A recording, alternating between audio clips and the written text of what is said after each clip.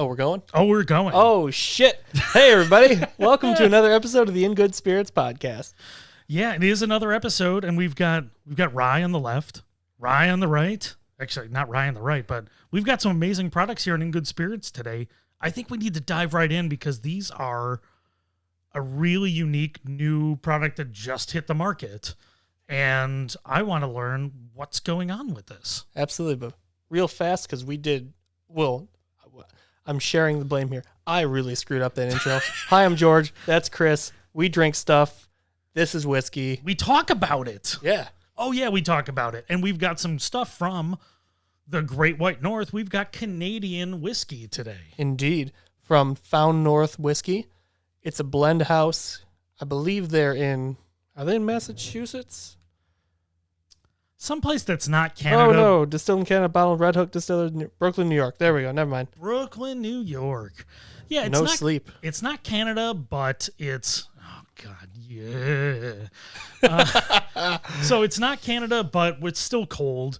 And those of us who are in New York State, and maybe even more of those of us that grew up in Rochester and Buffalo, respect Canadians greatly. And I'm excited to try this stuff. But this is a blended product, but also without knowing where it came from product. Yes, it is all Canadian whiskey. I actually met the owners of the company recently, and they were introduced me to these for the first time, and I was like, well, can you say who the source distilleries are? And they're like, nope, Ironclad NDA, we aren't saying a damn thing. Wow. They said it's from Canada. That's the hint. Well, that's a good start, and I'm sure we could all have our own guesses and estimations of what's in it, but we're not going to hypothesize on that out of respect for the owners of Found North. But initially, what it reminds me of is, if you're getting these things, specific barrels and blending them, reminds me of some of the stuff we had before from Barrel, the blending company, which we've tasted some really good stuff on the channel before from Barrel, and they're very well known as a blending company from single barrels from other places. All sorts of really cool blended whiskeys from them. They're a phenomenal blend house. I'd say they're like the American Compass Box in a way. Yeah, for sure. That's saying that's a little too high of a praise. Nobody's quite Compass Box. No, but they're amazing. But this it seems like it's living in that kind of spirit. Yes. And I'm excited to try it. So I think the one we have in our first glass, and this is a good way to start because George is going to tell us a little bit more about Canadian process, but this is the rye, which Canada is very well known for.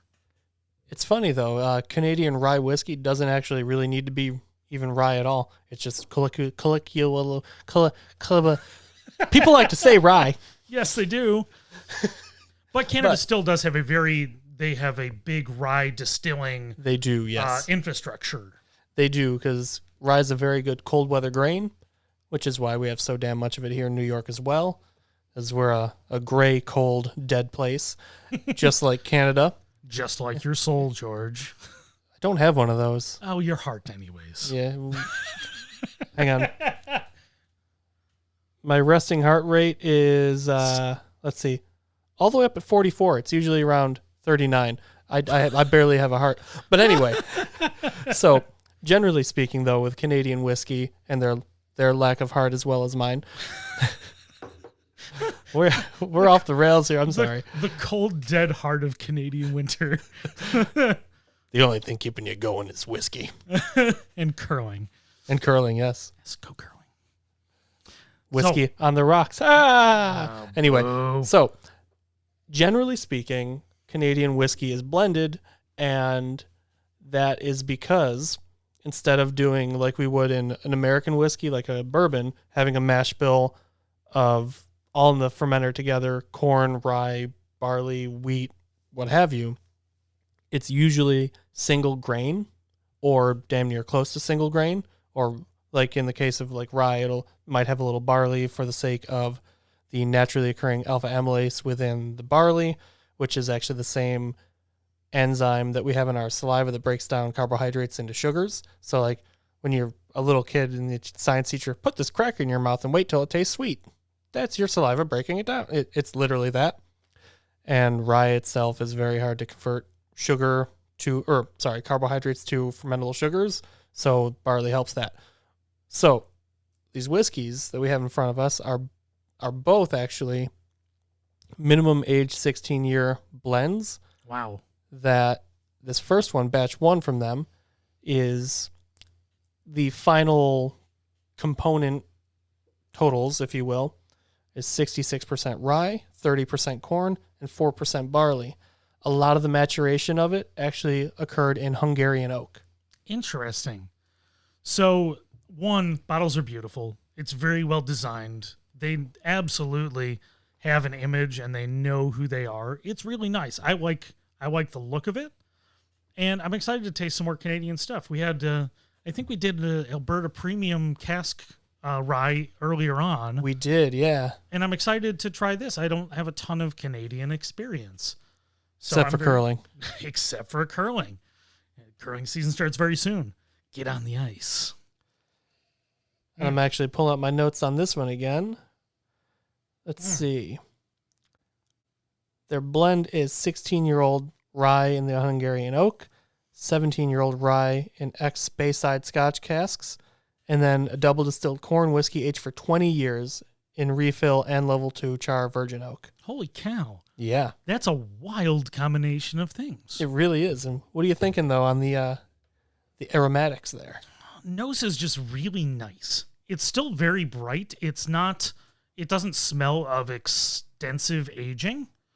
Like, it still smells very lively. It smells, like red candy, like red cherry cough drop candies, Ludens-esque, with some airiness. I see what you mean by the Ludens, because I get like a eucalyptus-y note. Yep, absolutely. So very mentholated. Yep, it still has some airiness, so it has a little bit of, not saline, but some minerality, some high sharpness. Definitely some minerality. Again, kind of like saltwater taffy, kind of like what we spoke about the whiskey number of episodes ago. Oh, wow.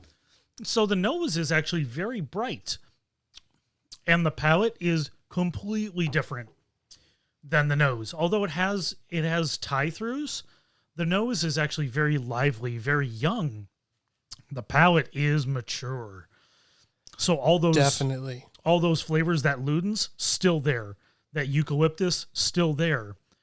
All those things still there, but the age is so much more present on the palate. It is, because for me, the nose has, again, we mentioned the eucalyptus-y menthol note, but I also get orchard fruit skins and orange blossom and maybe even orange blossom honey, but more so the blossom itself than the honey from the blossom. Yep, I agree completely. But the palate definitely shows wisdom, we'll say. Yes. But it's not heavy-handed, it's not overdone. It's a very elegant whiskey. It's not what you would expect out of an American rye, which is aggressive and forward and sometimes heavy-handed. For sure. No, what I can definitely say is I think this is straddling the line of how long can you age this stuff for the stuff that's in new oak versus the stuff that's in refill oak. I think this is straddling that line because it's got a lot of maturity to it, which I think is really nice, but it's got a lot of age to it. It's very nice, and it's something I want to sit with for sure. And my computer is dinging at us. I apologize in advance if it get caught on the mic. If not, I sound like a crazy person. I heard nothing. I hear nothing. I am calm.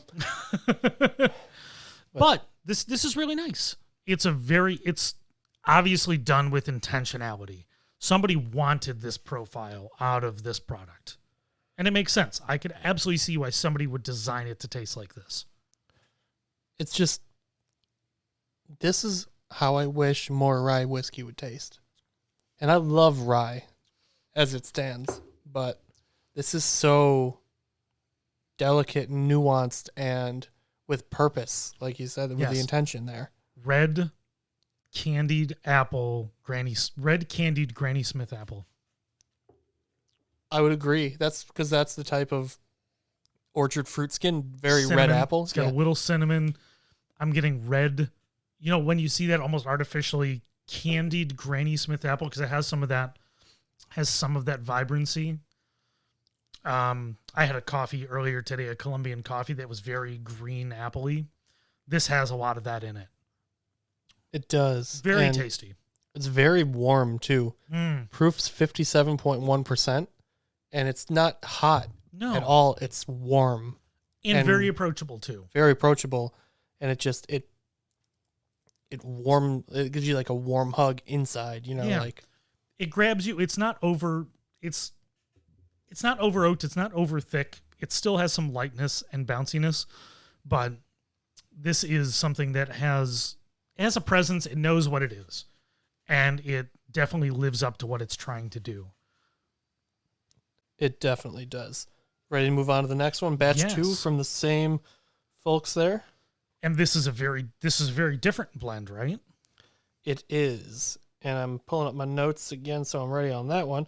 But I'm looking at an Instagram post I did, and I got distracted by my Instagram feed because it's just so good. It's just so good. You just have to you when you see that kind of quality social media content, you just have to stop. It's definitely very distracting.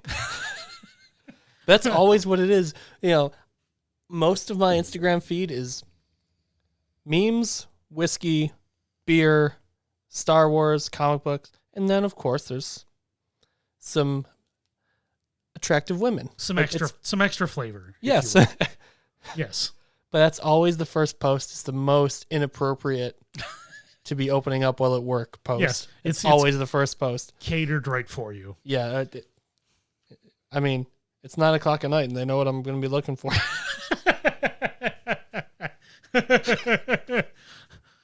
So speaking of what we're looking for at 9:00 at night, this whiskey. This whiskey is what we're looking for. Batch 2 from Found North. This one is a corn forward blend, if I remember correctly. It is. It's actually real heavy on the corn. Same process and totally same concept here, but it's 80% corn, 19% rye, 1% barley, and the big selling point on maturation type is a lot of it was in ex-wheated bourbon casks. Interesting. It's interesting that they did X casks for the whiskey. So this is not necessarily going to have, at that kind of age, it could be over oaked if it was fresh oak, but this would likely get away from that. Correct. And the rye portion actually has some of that Hungarian oak on it too. Okay. But the blend, the age range is also 16 to 20 years. And let's just jump into it before I look at Instagram anymore. Absolutely. So this one, unlike the rye had a lot of presence on the nose. This one's actually fairly neutral on the nose, at least to me. I'm not getting a ton on the nose right away. I think we need to get a Q-tip real quick. What am I finding? Am I missing something? What are you getting? Because I'm kind of missing some density. I get some sandalwood and some okay, yep, freshly lacquered oak furniture. Yep. And wood oils, and that's fair. I think for me, I was hitting the sharpness because I think this one is a little higher proof than the other. It is. It's 64.9. Okay, so we're up at almost 130. Yeah, I'm missing it through the sharpness of the alcohol nose. And now that you mentioned the sandalwood, I'm getting that. But it took a reminder for me to get there because of how sharp that. It's not a bad sharpness, but it was a little difficult to get at. Yeah, it's definitely a little hair curling in your nose. For sure. It's not unpleasant because of it. No. But it's definitely a little more heavy-handed than the rye. Yeah, and it's not a huge nose expression. This isn't like a big nose. Right, it's where subtleties. It's a rounder, heavier, more it's not as, what's the word I'm trying to think here? You know what's kind of edging towards some of those big maturity notes of yes, cognac. You know, not with the raisin parts, but some of those maybe almost leathery and those darker things. Yeah, it's very wood room and like a nice wood room kind of thing. Yeah. I have to taste now. By all means. I am getting a little bit of the fruit now that I've smelled it a few times, and I think it's also airing out a little bit. It definitely needs to open a little. Yeah, no, I think it does, because now I'm getting some of those bright classic bourbon notes on it. Not that it's bourbon, because it technically can't be bourbon, but for all intents and purposes. So, I actually find that this reminds me very much of Michter's US 1 unblended American whiskey, which is quite literally just a whiskey distilled from bourbon mash aged in ex-bourbon barrels. But this has much more depth and complexity to it than that. Wow. Yeah, the depth of caramel on this is really intense. It's got a real carameliness. This isn't over oaked. We were talking, when you talk about that kind of age, 20 years, we've tasted 20-year bourbons that are over oaked, that aren't as dynamic as they could be.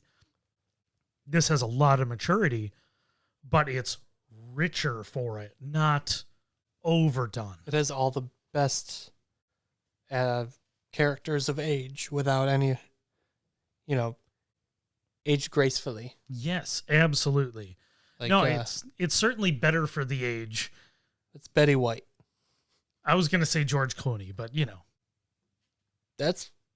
I don't know why I didn't think of him first. I was running through. Minus his, he owned a tequila brand kind of thing, but and got $1 billion for it. So somebody that aged gracefully, let's say. Yes. But no, this has it still has some vitality to it. But it is very round. There's no doubt that this has some age to it. You would never miss and say this is a 4-year or a 6-year whiskey. You would never think this tasting it. You'd think, wow, that's got some real age on it. And